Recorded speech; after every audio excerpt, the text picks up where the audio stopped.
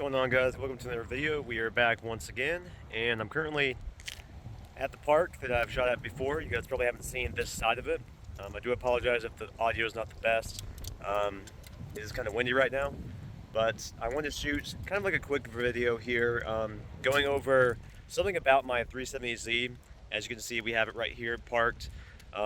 Something about it that bugs me. So back in December of 2021, a month after owning my 370Z, I was rear-ended right here on the rear bumper, and it was at a low speed, only like 5 miles an hour or so. But basically, someone had a Chevy Tahoe, and they let off the brake, weren't paying attention, and rolled into me at a stoplight. So I had a body shop that I thought was a quality body shop do the work on my car, and they took like 3 times as long as they should have for a body shop, and it just was not a good experience. I also got charged like $1,600 extra that I did have to pay back, and it just wasn't a good deal. I got screwed big time. But something that bugs me, and something that is probably due to the work that they did, because it's the only thing that makes sense to me on why this is. But let me flip the camera and show you, and then I will reveal it here. So this is my 370Z. It's 2016 Sport Tech, and if we go over to where the rear bumper connects to the other panel here, you will see right here that the paint is actually chipping in between the panels. And this spot right here where it's missing paint is actually, it had already chipped, and so I carefully removed that little piece right there. Trying to be very careful not to mess the rest of the paint up, but it just looks bad when it's sticking out and everything. Just a little piece of paint sticking out in between the panels. So I removed that very carefully, but as you can see, it's not good. It's not just on this side either. If we go over here, this is the passenger side over here. It's not as apparent, but it's right here. So I don't know if the camera can really pick it up, but in between there, you might be able to see. It doesn't look as bad now because I did remove some of the pieces on this side, I'd say a couple months ago. But the other side looks much worse. So what they had to do to fix the damages to my rear bumper is they had to remove the rear bumper. And so when they did that, they had to repaint everything and paint match and all that.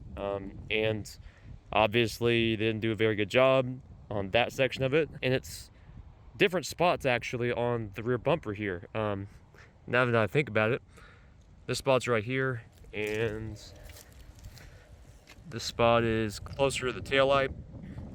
So yeah, not too happy with that. Also, another thing is these guards down here. If you look right here, that shop did not glue this on correctly. Because you can see this piece right here is supposed to be flush and connected to that 100%, and it is not. So it's that way on both sides on those guards there. So not too happy about that. So at some point I want to get a quote and see if maybe they can fix this at a different shop. Not the same shop, because I don't want to be screwed again, but a different shop, see if they can fix this issue right here. Hopefully it is just the rear bumper and not this other piece, but I have no idea until they take it off. Which is really annoying. I mean, you can't really tell. You have to get up really close to tell that, but I just know it's there, so it does bug me. So my advice, find a good shop. Find a shop that has a lot of good reviews and does things by the book, how they're supposed to do it. Because the shop that I went to for repairs on my 370Z, I knew the owner and I trusted him. He did some work for free on my previous vehicle, so I felt comfortable going to him. But he didn't really follow the same practices as other shops do, and I ended up getting screwed. So I won't do that again, especially with this car. I mean, this car is way better than my previous car.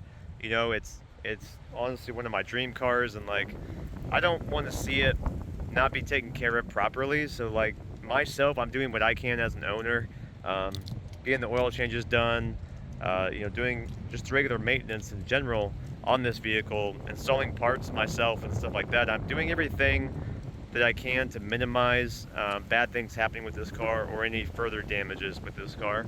Um, so yeah, that's just my advice that I would give to you. Don't do what I did and go to a shop that claims that the insurance companies are screwing you and that you should go to him because he does this, this, and this. Like, if you run across a body shop like that, don't do that. And you know what the annoying thing is too?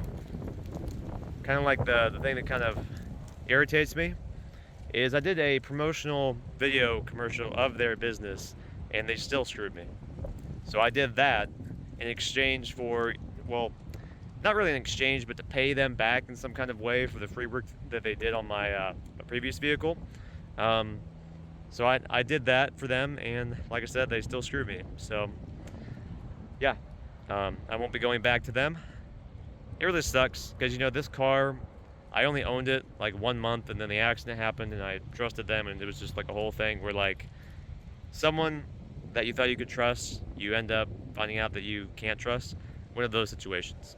So, but other than that, as far as the vehicle goes, I've got the typical rock chips on the front, on the hood and the front bumper, and I think like a couple of chips on like the doors. But that just happens, so I'm not really too concerned about that. But there's a couple chips on the roof actually, so I probably will have to do something about those in the future. But paintwork is expensive, and I don't really have a lot of money to just blow on this car, so that's why I was saying I was thinking about getting a quote about that rear bumper, and then just kind of seeing when I want to do that or if I want to do that, because it's really not that big of a deal unless it gets worse. And my concern is I go through car washes very often with this car.